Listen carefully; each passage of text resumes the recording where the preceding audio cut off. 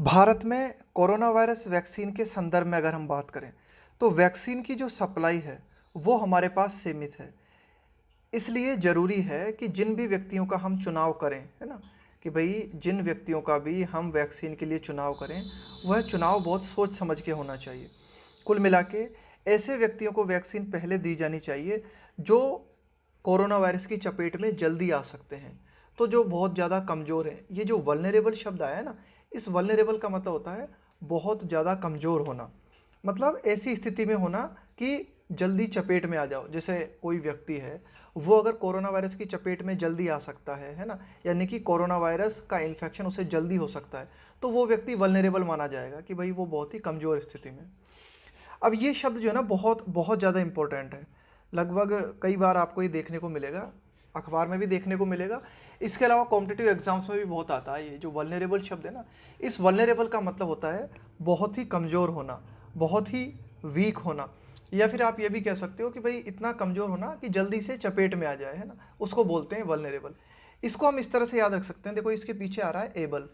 Able का मतलब हम जानते हैं कि होता है योग्य। ये जो एबल आ रहा है ना इसके पीछे, और आगे आ रहा है वल।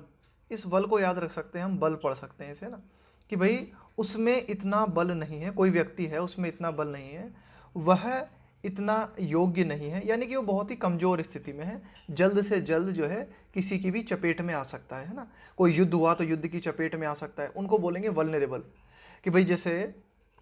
ऑक्सीजन की कमी है, जैसे वर्तमान संदर्भ में हम देखें कोरोना वायरस के चलते कई जगह हमें ऑक्सीजन की कमी देखने को मिल रही है ना। तो अब वल्नरेबल कौन माने जाएंगे कि भाई जैसे जो अमीर लोग हैं जो ऑक्सीजन के सिलेंडर खरीद सकते हैं, उनकी तो ठीक है हालत, लेकिन जो बहुत ही गरीब हालत में है तो उनको क्या कहेंगे कि अरे यार ये ऑक्सीजन सिलेंडर नहीं खरीद सकते, ये बहुत ही वल्नरेबल हालत में है। तो ये हुआ इस वल्नरेबल का मतलब।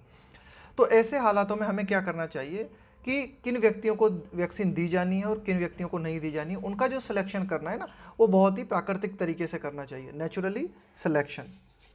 आगे देखते हैं ना। तो इस तरह से ये जो ट्रिक्स है ना छोटी छोटी, इनके माध्यम से याद करेंगे ना तो इनको याद करने में थोड़ी आसानी होती है ना। Prioritising the vulnerable in covid vaccination for 18 plus groups, for 18 plus group is essential. कि ठीक है, कई राज्यों ने डिसीजन लिया है कि 18 प्लस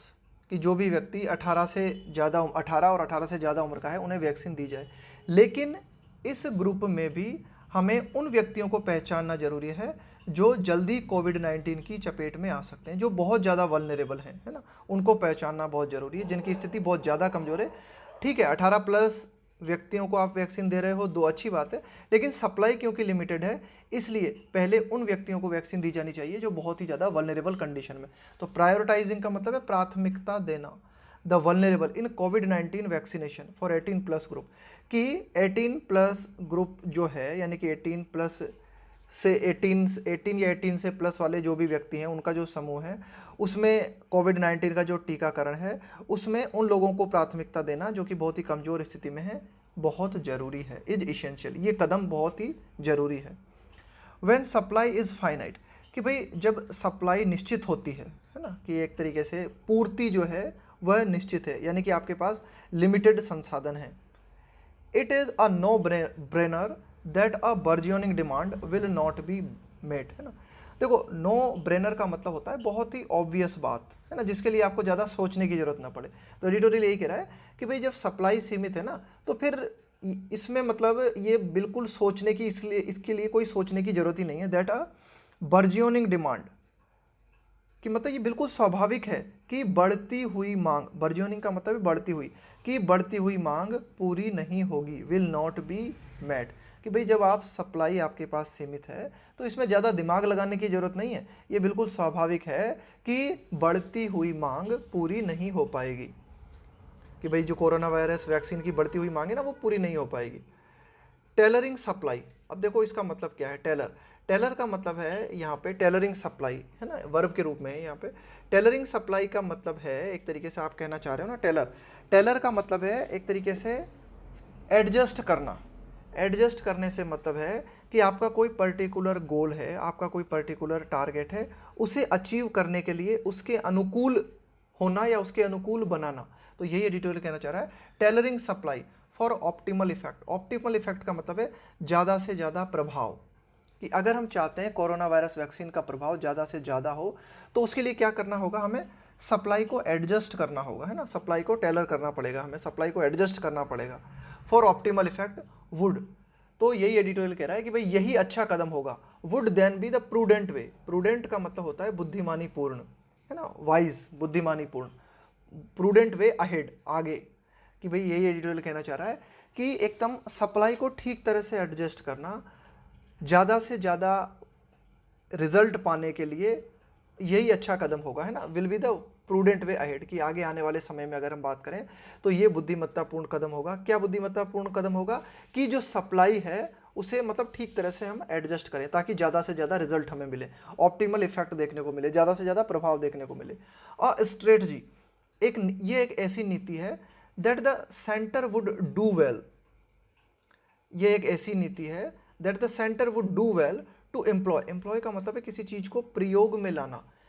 इन इट्स कोविड-19 वैक्सीनेशन प्रोग्राम। तो यही एडिटोरियल कहना चाह रहा है कि भाई सप्लाई को हमें क्या करना पड़ेगा, टेलर करना पड़ेगा, सप्लाई को ठीक तरह से एडजस्ट करना पड़ेगा हमें, है ना। तो ये एक ऐसी स्ट्रेटजी है, अगर ये नीति केंद्र सरकार अपनाता है ना, a strategy that the centre would do well, केंद्र सरकार बहुत अच्छा करेगा टू एम्प्लॉय इन इट्स कोविड-19 वैक्सीनेशन, कि भाई अगर कोविड-19 वैक्सीनेशन प्रोग्राम में सरकार इस नीति को प्रयोग में लेती है तो ये बहुत ही अच्छा होगा। Though the ideal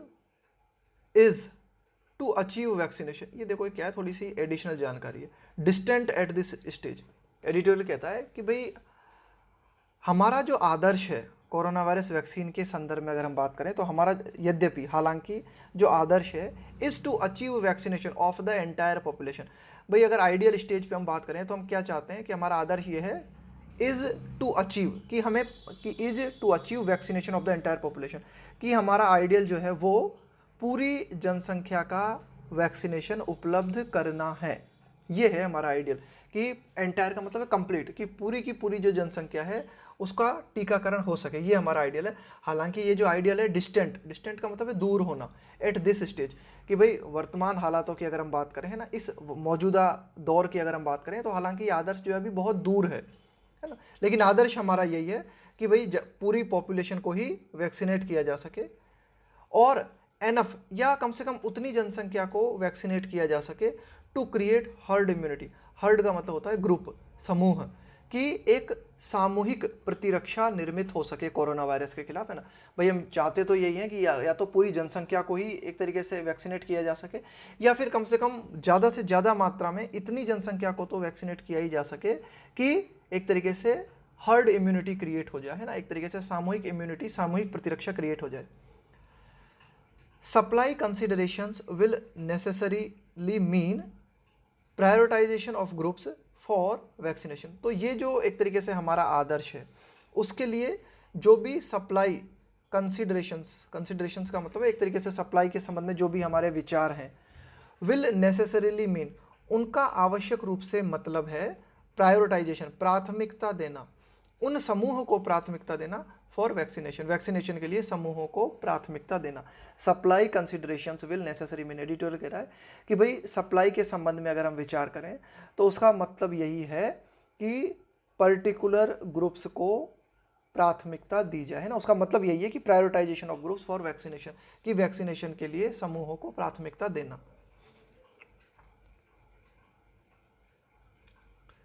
While the vaccines have been shown to be effective in preventing death, while vaccine have been shown, कि भाई वैक्सीन के संबंध में मतलब ऐसा देखा गया है ना, have been shown,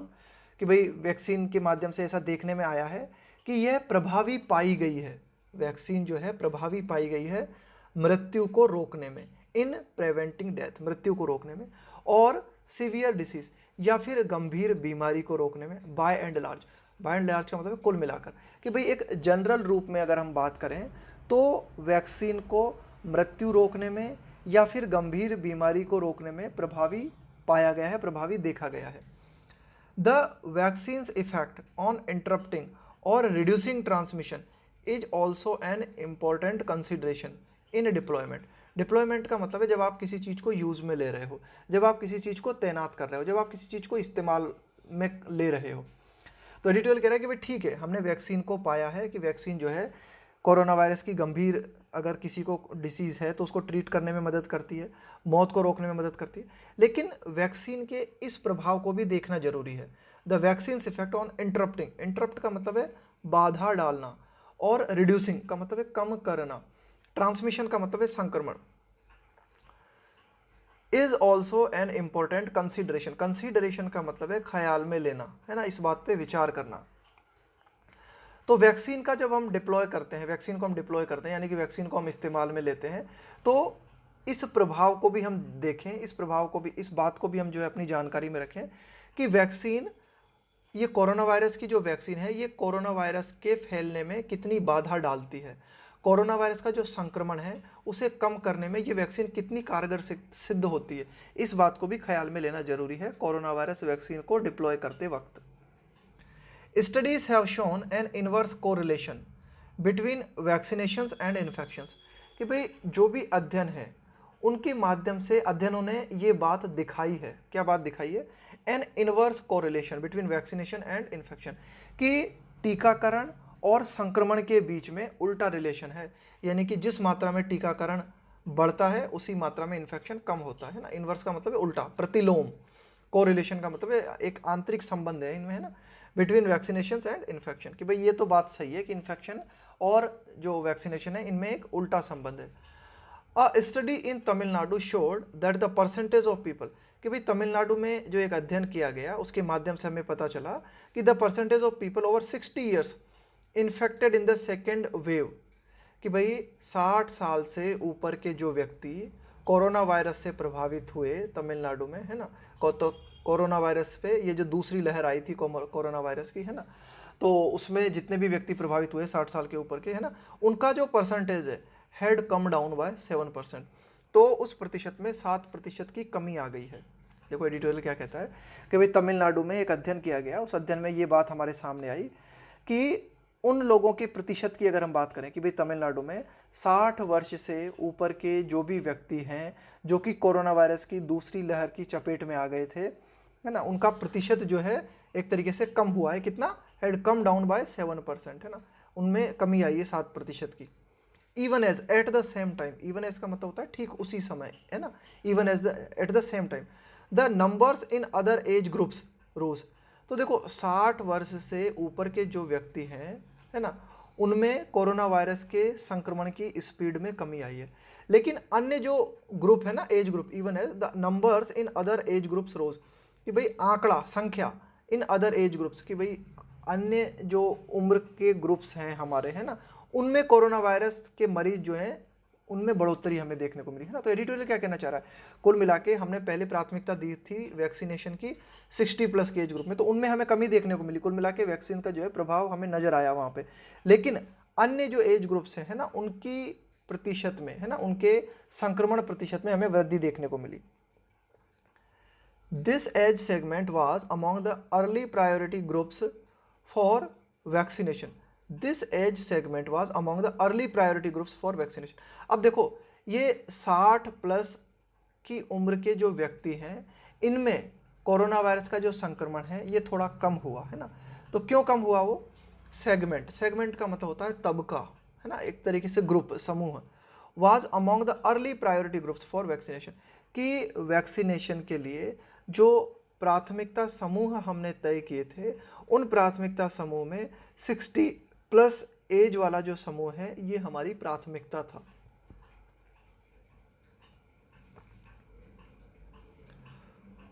with the government opening up vaccination for all adults, with the government, कि भाई सरकार ओपनिंग ऑफ वैक्सीनेशन जो कि खोल रही है, क्या खोल रही है, कि भाई टीकाकरण सभी के लिए खोल रही है ना, opening of vaccination for all adults, कि जो भी सभी वयस्क हैं 18+ के जो भी व्यक्ति हैं उन सभी के लिए सरकार जो है वैक्सीनेशन खोल रही है कि भाई सभी को वैक्सीनेशन मिले। इट इज़ इम्पेरेटिव, ऐसे हालातों में ये बहुत महत्वपूर्ण है, इम्पेरेटिव का मतलब है बहुत ही इंपॉर्टेंट है, बहुत ही महत्वपूर्ण है, that some line list of priority be readied. Editorial कहता है कि भाई एक लिस्ट तैयार की जानी चाहिए कि भाई ठीक है आप सभी के लिए वैक्सीनेशन अवेलेबल करा रहे हो, लेकिन उन सभी लोगों में भी उन लोगों की पहचान आपको करनी चाहिए जो कि बहुत ज़्यादा वल्नरेबल कंडीशन में है, जो कि बहुत ज़्यादा कोरोना वायरस के प्रति बहुत ही ज़्यादा कमज़ोर स्थिति में है। There some line of list of priority be readied, कि भाई एक ऐसी लिस्ट तैयार की जाए, उस लिस्ट में उन लोगों को देखा जाए जिनको वैक्सीन दी जानी कुछ ज़्यादा इंपॉर्टेंट है। ऑन द बेसिस ऑफ, और आधार क्या होना चाहिए उसका, on the basis of vulnerability, on the basis of vulnerability and societal role, कि कोई व्यक्ति समाज में उस व्यक्ति की क्या भूमिका है। देखो जैसे अगर हम बात करें कि भाई सोसाइटल रोल का मतलब है कोई व्यक्ति सोसाइटी में उसकी क्या भूमिका है, यानी कि अगर व्यक्ति सोसाइटी में जितने ज़्यादा लोगों के कांटेक्ट में आ रहा है तो वो ज़्यादा वल्नरेबल है। जैसे कि बैंक में काम करने वाले लोग हैं, है ना, या फिर जो हमारे डिलीवरी एजेंट होते हैं, अभी पढ़ेंगे हम इन सबको, तो इनका क्या है कि भाई ये समाज में ज़्यादा से ज़्यादा लोगों के कांटेक्ट में आते हैं, तो ये हमारी प्राथमिकता होनी चाहिए। वल्नरेबिलिटी, जो व्यक्ति बहुत ही ज़्यादा कमज़ोर हैं, जो व्यक्ति पहले से ही किसी अन्य बीमारियों से पीड़ित हैं, वे कोरोना वायरस की चपेट में जल्दी आ सकते हैं, तो वे हमारी प्राथमिकता होनी चाहिए। तो ये हमारा आधार होना चाहिए उस एज ग्रुप को सेलेक्ट करने का। Primary among them are, editorial कहता है कि भाई आप कह रहे हो ठीक है कि वल्नरेबिलिटी आधार होना चाहिए, सोसाइटल रोल आधार होना चाहिए, तो primary among them are people in the services sector, तो एडिटोरियल कह रहा है कि वे लोग जो सेवा क्षेत्र में हैं, है ना, प्राइमरी अमोंग देम आर, उनमें से मुख्य लोग वो हैं, primary among them are people, कि भाई उनमें से जो भी लोग हैं ना हमारे पास उपलब्ध, उन लोगों में से हमारी जो प्राथमिकता होनी चाहिए वो होनी चाहिए सर्विस सेक्टर से जुड़े हुए लोगों के लिए। जैसे those whose jobs mandate, mandate का मतलब है इस बात को जरूरी बनाना, those whose jobs mandate interaction, interaction का मतलब है संपर्क में आना, विद मल्टीपल पीपल, कि ऐसे लोग जिनकी जॉब इस बात को जरूरी बनाती है कि वे कई लोगों के संपर्क में आए, है ना, जैसे कि, तो वे लोग जो है हमारी प्रायोरिटी होनी चाहिए। दिस वुड इंक्लूड, इसमें शामिल होगा, मतलब कौन कौन लोग इसमें शामिल होंगे, दो जिन बैंक, कि भाई जैसे कि जो बैंक में काम कर रहे हैं, डिलीवरी एजेंट्स हैं, ट्रांसपोर्टेशन स्टाफ है ना, परिवहन से जुड़े हुए हैं, स्टोर वर्कर है ना, जो विभिन्न एक तरीके से शॉप्स पे स्टोर पे काम कर रहे हैं, वेंडर्स हैं, विक्रेता हैं, बेचने वाले हैं, फल बेचने वाले हैं, सब्जी बेचने वाले हैं, लॉयर्स हैं, वकील हैं, है ना, जर्नलिस्ट हैं। अब ये जिन लोगों की हमने बात की ना, जिन ग्रुप्स की हमने बात की, ये ऐसे लोग हैं जो ज़्यादा लोगों के संपर्क में आते हैं। तो अगर ये लोग अगर इन्फेक्टेड हो गए कोरोना वायरस से तो ये कई लोगों में इन्फेक्शन फैला सकते हैं। तो सबसे पहले हमें क्या करना चाहिए, इनको जो है वैक्सीनेशन उपलब्ध करानी चाहिए। इस तरह से एडिटोरियल कहना चाह रहा है कि इस तरह से हमें क्या करना चाहिए, प्रायोरिटी प्रदान करनी चाहिए लोगों को। As states begin free vaccinations for the 18+ age group, जैसा कि हम देखते हैं विभिन्न जो राज्य हैं वे शुरुआत करते हैं, उन्होंने शुरुआत कर दी है किन चीज़ की, free vaccination for the 18+ age group, कि जो भी व्यक्ति 18+ एज ग्रुप की कैटेगरी में आता है उन लोगों के लिए हम देखते हैं कि विभिन्न राज्य जो है शुरुआत करते हैं, मतलब कुल मिला के शुरुआत करते हैं इससे मतलब है कि भाई विभिन्न राज्य जो है शुरुआत कर या तो कर चुके हैं या करने की स्टेज में है ना। इट विल बी प्रूडेंट, लेकिन ये बुद्धिमत्ता पूर्ण होगा, ये प्रूडेंट भी बहुत इंपॉर्टेंट शब्द है ना, इस पर भी चाहे तो आप 3 स्टार लगा सकते हो, ये भी जो है सिनोनिम एंटोनिम में पूछा जाता है ना। प्रूडेंट का मतलब भी यही होता है, बिल्कुल वाइज, है ना, बुद्धिमानी पूर्ण। It will be prudent to draw up, draw का मतलब है खींचना, अ प्रायोरिटी लिस्ट या निर्धारित करना, priority list even in the 18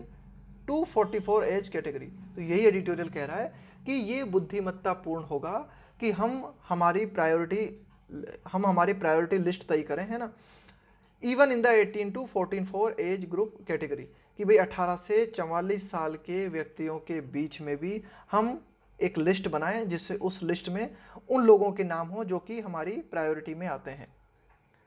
as Kerala, Karnataka and Tamil Nadu have done, जैसा कि केरल, कर्नाटक और तमिलनाडु ने किया है। फॉर इंस्टेंस, उदाहरण के लिए, है ना, इंस्टेंस का मतलब है उदाहरण के लिए, एग्जाम्पल के तौर पे अगर हम देखें तो जैसा केरल, कर्नाटक और तमिलनाडु ने किया है, उन्होंने क्या किया है, 18 से 44 एज ग्रुप के जो व्यक्ति हैं उनमें कोरोना वायरस के प्रति जो वल्नरेबल कैटेगरी है ना, उनको पहले प्राथमिकता दी गई है। वाइल केरला सीख, देखो अब केरल ने क्या किया है, केरला सीख, सीख का मतलब है चाहना, देखना, टू प्रायोरिटाइज, प्राथमिकता देना, दोज विथ कोमॉर्बिडिटीज, कोमॉर्बिडिटी का मतलब होता है एक से अधिक बीमारी होना। भाई जैसे आपको कोरोना वायरस तो हो गया, लेकिन कोरोना वायरस होने के पहले आपको डायबिटीज़ भी थी, आपको ब्लड प्रेशर भी था, या अन्य कोई बीमारियां थी, आपकी किडनी खराब थी, है ना। तो केरल ने इस बात को चाहा है, या केरल इस बात को चाहता है कि उन लोगों को प्राथमिकता दी जाए जिनको एक से ज़्यादा बीमारियां हैं। डिसेबिलिटीज़, है ना, जो मतलब डिसेबल है, किसी भी रूप में वो डिसेबल हो सकते हैं, किसी भी रूप में अक्षम हो सकते हैं। And 43 categories of field staff of various department. इसके अलावा केरल ने 43 कैटेगरीज निर्धारित की है ना, 43 कैटेगरीज निर्धारित की है ऐसे लोगों की जो फील्ड में काम करते हैं। जैसे मैंने बताया ना आपको, ऑफ वेरियस का मतलब है विविध, भाई कई डिपार्टमेंट से जुड़े हुए लोग, है ना। Of field staff of various department की कई डिपार्टमेंट से जुड़े हुए लोग जो कि फील्ड में रह के काम करते हैं। तो मैंने बताया फील्ड में रह के काम करने वाले यही सब लोग, जैसे कि एक तरीके से बैंक के कर्मचारी हो गए, है ना, जर्नलिस्ट हो गए, है ना, बिल्कुल फील्ड में रह के काम करते हैं और ज़्यादा से ज़्यादा लोगों के संपर्क में आते हैं। तो इनकी 43 आप कह सकते हो कि कैटेगरी जो है एक तरीके से केरल ने बनाई है और इनको प्राथमिकता दी गई है केरल के द्वारा। Karnataka has included 18 categories of people in its priority list for the 18+ age group. की 18+ एज ग्रुप की अगर हम बात करें तो कर्नाटक ने अपनी जो लिस्ट बनाई है ना, कर्नाटक हैज़ इंक्लूडेड, तो कर्नाटक ने क्या शामिल किया है, 18 कैटेगरी लोगों की 18 कैटेगरी बनाई है कर्नाटक ने और उनको अपनी प्रायोरिटी लिस्ट में रखा है, अपनी प्राथमिकता सूची में रखा है। अब देखो ये आ गए ना, इंक्लूडिंग बैंक वर्कर्स, है ना, देखो किन किन लोगों को शामिल किया गया, उन्हीं लोगों को शामिल किया गया है जो ज़्यादा वल्नरेबल हैं, इंक्लूडिंग बैंक वर्कर्स, है ना, कि बैंक का स्टाफ हो गया, फॉरेस्ट डिपार्टमेंट स्टाफ हो गया, है ना, एक तरीके से जंगल से जुड़ा हुआ एक तरीके से फॉरेस्ट डिपार्टमेंट है ना, एंड कंस्ट्रक्शन वर्कर्स, कि भाई जो भी निर्माण कार्य होता है किसी भी क्षेत्र में, है ना, वहाँ पे जो मजदूर वगैरह काम करते हैं ना, तो ये सब जो है मजदूर वगैरह या कर्मचारी वगैरह जो भी काम करते हैं, तो ये सब जो लोग हैं ये वल्नरेबल कैटेगरी में माने गए हैं, है ना, कर्नाटक सरकार ने, और इनकी लिस्ट तैयार की है, कैटेगरी बनाई गई है ना, 18 कैटेगरीज बनाई है। Tamil Nadu has determined a broad list of categories. यहाँ डिटरमाइन का मतलब निर्धारित करना, एक विस्तृत सूची, तमिलनाडु ने भी एक विस्तृत सूची बनाई है ना, एक ब्रॉड लिस्ट ऑफ कैटेगरीज, है ना, तमिलनाडु ने भी जो है लोगों को डिवाइड किया है, इंक्लूडिंग द डिसेबल्ड। तो तमिलनाडु ने जो सूची तैयार की है उसमें भी जो है डिसेबल्ड लोग शामिल हैं, अक्षम लोग शामिल हैं, वेंडर्स विक्रेता लोग शामिल हैं, ई कॉमर्स स्टाफ की, भाई ये जो एक तरीके से जो हमारी वेबसाइट है ना, जैसे कि अमेजन है ये या फ्लिपकार्ट है ना, ई कॉमर्स जो तो इनके जो स्टाफ हैं, डिलीवरी बॉय हैं, pharmacy and grocery store stop, है ना, ग्रोसरी मतलब ये जो परचूने की दुकानें होती हैं, फार्मेसी मतलब ये जो मेडिकल की जो दुकानें होती हैं, इनमें जो काम करने वाले स्टाफ हैं, those in the transportation sector, वे व्यक्ति जो कि परिवहन क्षेत्र में जुड़े हुए हैं ना, परिवहन क्षेत्र से संबंधित हैं, है ना, and school and college teacher, इसके अलावा विद्यालय और महाविद्यालय के जो शिक्षक हैं, बिसाइड्स, इस बिसाइड्स का मतलब है के अलावा, देखो एक और शब्द होता है हमारे पास बिसाइड, BESID, इस बिसाइड का मतलब होता है के बगल में, जैसे आपके बगल में कोई बैठा हुआ है ना, तो उसको बोलेंगे बिसाइड, और बिसाइड्स का मतलब है अतिरिक्त, के अलावा, के अतिरिक्त। तो देखो ये तमिलनाडु ने सूची बनाई है ना, उन सूची में इन सब लोगों को रखा है, इनके अलावा और कौन कौन, besides media persons, besides media persons, है ना, कि भाई मीडिया पर्सन्स के अलावा इन सब व्यक्तियों को तमिलनाडु ने अपनी कैटेगरी में रखा है, कि भाई तमिलनाडु का मानना है कि ये लोग जो है ज़्यादा वल्नरेबल स्थिति में हैं, तो इन लोगों को पहले वैक्सीनेट किया जाना चाहिए। द सेंटर, अब देखो ये सेंटर के बारे में एडिशनल जानकारी दे दी हमें, ये कॉमा से कॉमा लगाकर, विच हैज़ अज्यूम्ड अ सूत्रधार रोल। अज्यूम का मतलब क्या होता है, मानना, सूत्रधार का मतलब है, सूत्रधार रोल का मतलब है मेन रोल, मुख्य भूमिका, विच हैज़ अज्यूम्ड अ सूत्रधार रोल इन दिस एंटायर का मतलब है कंप्लीट, पैंडेमिक का मतलब है वैश्विक महामारी, कि केंद्र, है ना, यहाँ पे केंद्र से मतलब है केंद्र सरकार, जिसने कि एक बहुत अहम भूमिका को अपनाया है इस पूरे, ये जो पूरा की पूरा वैश्विक महामारी का पूरे की पूरा जो एक तरीके से आप कह सकते हो जो सारा की सारा प्रोग्राम है ना, इस प्रोग्राम में केंद्र सरकार ने अपने आप को मुख्य भूमिका के रूप में माना है ना, अपनी भूमिका को बड़ा ही मुख्य माना है। तो एडिटोरियल कहता है कि द सेंटर, अब यहाँ पे आ जाओ, ये कोमा टू कोमा एडिशनल जानकारी थी, the centre must draw up a list of priority, कि केंद्र सरकार को जरूर करना चाहिए, है ना, एक list,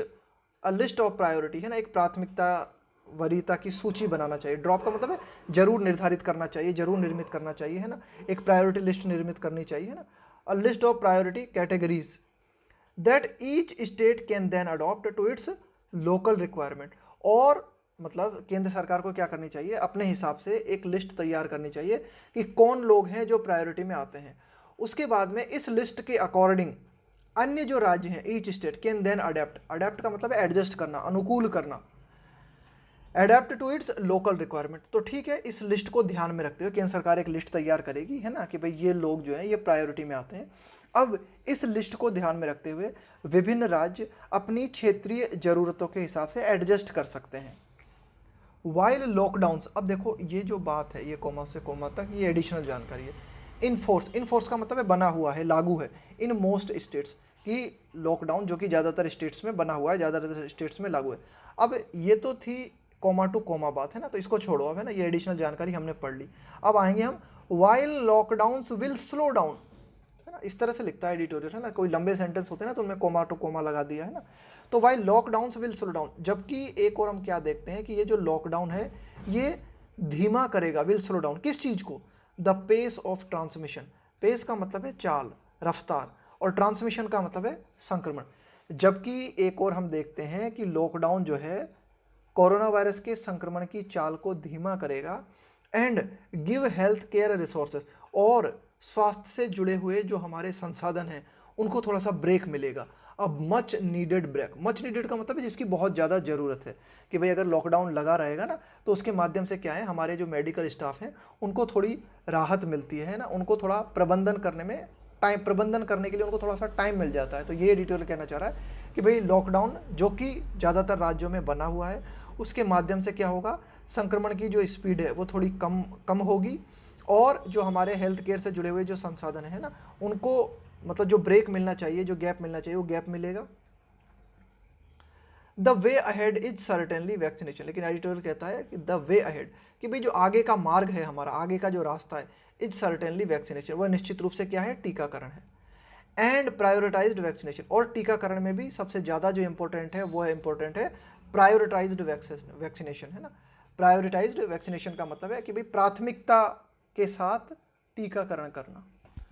once vaccine supply picks up, कि भाई एक बार जब वैक्सीन की जो सप्लाई है ना, वह पिकअप का मतलब है एक तरीके से तेजी आना, जोर पकड़ लेना, कि वैक्सीन की सप्लाई अगर हमें ज़्यादा उपलब्ध होने लगती है।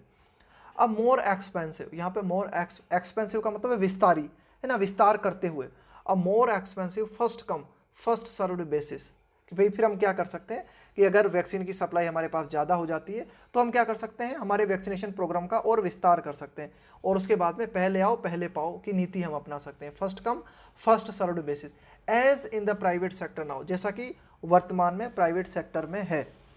कैन बी अडोप्टेड, इस पॉलिसी को हम बाद में अपना सकते हैं। कैन बी अडोप्टेड यानी इस पॉलिसी को, कौन सी पॉलिसी, पहले आओ पहले पाओ की पॉलिसी को हम बाद में अपना सकते हैं, जो कि वर्तमान में प्राइवेट सेक्टर में मौजूद है, कि भाई वो तब है जब हमारे पास वैक्सीन ज़्यादा मात्रा में उपलब्ध हो जाती है। अनटिल देन, तब तक हमें क्या करना होगा, it is the government's bounden duty, कि भाई सरकार की ये एक मतलब सरकार की बाउंडन ड्यूटी का मतलब है नैतिक रूप से एक सरकार की ड्यूटी है। बाउंडन ड्यूटी का मतलब है कि सरकार इस ड्यूटी से बंधी हुई है। टू इंश्योर, कि भाई सरकार को ये सुनिश्चित करना है एन इक्विटेबल कवरेज। देखो इक्विटेबल का मतलब होता है न्याय संगत। देखो इसका मतलब इक्वल मत समझ लेना, इक्वल और इक्विटेबल दोनों अलग अलग शब्द हैं। इक्वल का मतलब होता है बराबर, जैसे 4 आदमी हैं और आपके पास है 16 रोटी, तो अगर आपने इक्वल डिस्ट्रीब्यूशन किया तो चारों आदमियों को आपने क्या किया, 4 रोटी दे दी, है ना। 4 रोटी, 4 M 4, 4 दूनी 8, 4 3 12 और 4 चौक 16। तो 16 रोटी को अगर आपने 4 लोगों में डिवाइड किया तो सबको 4 मिल गई। लेकिन इक्विटेबल का मतलब क्या होता है, इक्विटेबल का मतलब होता है बिल्कुल उचित, न्यायोचित। न्यायोचित का मतलब है कि कोई व्यक्ति अगर जिम जाता है ना, कोई व्यक्ति हट्टा कट्टा है, तगड़ा है, तो उसको 8 रोटी चाहिए। कोई व्यक्ति अगर बच्चा है तो उसे 4 रोटी चाहिए, बहुत छोटा बच्चा है उसे 1 रोटी चाहिए, बुजुर्ग है उसे 2 रोटी चाहिए। तो इस तरह से जो बंटवारा किया जाता है ना उसको हम बोलते हैं इक्विटेबल बंटवारा, है ना, एक तरीके से न्यायोचित। तो केंद्र सरकार की ये बंधी हुई ड्यूटी है, केंद्र सरकार की ये नैतिक ड्यूटी है कि केंद्र सरकार ये सुनिश्चित करे क्या, इक्विटेबल कवरेज अमंग वल्नरेबल, कि केंद्र सरकार इस बात को सुनिश्चित करे, किस बात को सुनिश्चित करे, equitable coverage among vulnerable groups of people, कि ऐसे लोग जो कि बहुत ही ज़्यादा कमज़ोर स्थिति में हैं कोरोना वायरस के संदर्भ में, है ना, उनको कवर किया जाए, उनको वैक्सीनेशन प्रदान की जाए बहुत ही न्यायोचित तरीके से, है ना, कि भाई जिसको ज़्यादा जरूरी है उसे पहले मिलनी चाहिए, ये इसका मतलब हुआ। Who are most at risk, जो कि मतलब बहुत ही ज़्यादा रिस्क की कैटेगरी में है, जो कि बहुत ही ज़्यादा जोखिम की हालत में है ना, इन वल्नरेबल पीपल के लिए कहा गया है ना। तो कुल मिला के जो ज़्यादा जोखिम की स्थिति में उनको पहले टीकाकरण किया जाइए, है ना, इस तरह से कवर करना चाहिए। तो इस कवरेज को हम कहेंगे इक्विटेबल कवरेज। एंड और सरकार को क्या करना चाहिए, carry a higher risk of transmission, है ना, ऐसे लोग जो कि बहुत ही ज़्यादा वल्नरेबल स्थिति में, बहुत ही ज़्यादा कमज़ोर स्थिति में, जो जल्दी कोरोना वायरस की चपेट में आ सकते हैं, and carry a higher risk of transmission, है ना। और ऐसे व्यक्ति क्या करते हैं, ऐसे व्यक्ति जो है हायर रिस्क ऑफ ट्रांसमिशन, ऐसे व्यक्ति जो है ज़्यादा मात्रा में संक्रमण को फैला सकते हैं, है ना। कैरी का मतलब है क्या, ले जाना, a higher risk of transmission, कि ऐसे व्यक्ति जो कि बहुत ज़्यादा वल्नरेबल हैं, तो ये जो है ना मतलब ज़्यादा से ज़्यादा संक्रमण फैला सकते हैं ना। तो इन्हीं व्यक्तियों के माध्यम से खतरा ज़्यादा है संक्रमण के फैलने का, तो इन लोगों को पहले कवर किया जाना चाहिए। Because of the sheer number of people, देखो इस शब्द, ये जो शब्द है ना शेयर, ये क्या है, जोर डालने के लिए लेके प्रयोग में करते हैं हम किसी भी चीज पे, जब एम्फेसिस देना हो ना। Share number of people they interact, interact का मतलब है संपर्क में आना, कांटेक्ट में आना विथ, मतलब जितने ज्यादा लोगों के वे संपर्क में आते हैं ना, ये देखो शेयर नंबर ऑफ पीपल का मतलब है कि भाई जितने, मतलब कुल हम ये कहना चाह रहे हैं कि वे बहुत लोगों के संपर्क में आते हैं, कि ऐसे लोग जो कि बहुत लोगों के संपर्क में आते हैं ये वल्नरेबल हैं, है ना, ये वल्नरेबल स्थिति में है। तो ये एडिटोरियल कहना चाह रहे हैं कि इनको पहले कवर करना चाहिए। तो because of the share number of people, कि भाई जितने लोगों के संपर्क में आते हैं उन लोगों की संख्या को देखते हुए, दे इंटरेक्ट विद डेली, कि जितने लोगों के साथ वे डेली इंटरेक्ट करते हैं, जितने लोगों के साथ वे डेली मिलते हैं, उस संख्या को देखते हुए ये लोग जो है ना बहुत ज़्यादा वल्नरेबल स्थिति में है। तो इस स्थिति को ध्यान में रखते हुए हमें हमारा जो है टीकाकरण प्रोग्राम जो है ना उसे एग्जीक्यूट करना चाहिए।